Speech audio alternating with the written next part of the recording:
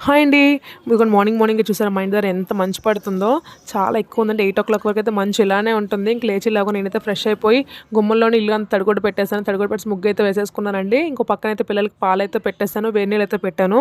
ఇంక మా husband night 11:00 వచ్చి ఇంక అంట్లయితే తోమలేదు అలా ఉంచేసాను. స్నాక్స్ బాక్స్ కూడా రెడీ చేసుకున్నాను. ఇంకా బాబు అయితే అస్సలు ఈ చలికి లేవలేకపోతున్నాడండి. ఇంకా లేపాను. ఫైనల్‌గా కితకితలు పెట్టయితే లేపేసాను. చక్కగా లేచిపోయాడు. ఇంక వాడికి బ్రష్, స్నానం చేయించేసి అయితే గబగబా రెడీ చేసేస్తున్నాను. ఇంట్లో రుబ్బులేం లేవండి. అయిపోయి దోస రుబ్బు, ఇడ్లీ రుబ్బు అయిపోయని చెప్పి మా హస్బెండ్ అయితే తేవడానికని వెళ్ళారు. ఇంకా ఓ పక్క నేను రెడీ చేస్తాను. మా హస్బెండ్ వచ్చి టిఫిన్ తెచ్చి తినిపించేస్తున్నారు వాడికి. హెయిర్ డ్రైయర్ ఎక్కువగా పిల్లలకైతే పెట్టకూడదండి. కానీ తప్పనిసరి పరిస్థితిలో అయితే పెట్టొచ్చు. ఎందుకంటే బయట మంచు ఎక్కువ పడుతుంది కదా! ఇంకా తడిగా ఉంటే వాళ్ళకి నిమ్ము పట్టేస్తదని నేనైతే పెడుతున్నాను. ఇంకా వాడైతే డైలీగా స్కూల్‌కెళ్ళే ముందయితే పూజ చేసుకొని వెళ్తాడండి. చక్కగా వాడికి వచ్చినవన్నీ చదువుకొని వెళ్తాడు. ఇంక ఫైనల్‌గా మా హస్బెండ్ అయితే దిగబెట్టారు వాడికి స్కూల్‌కి.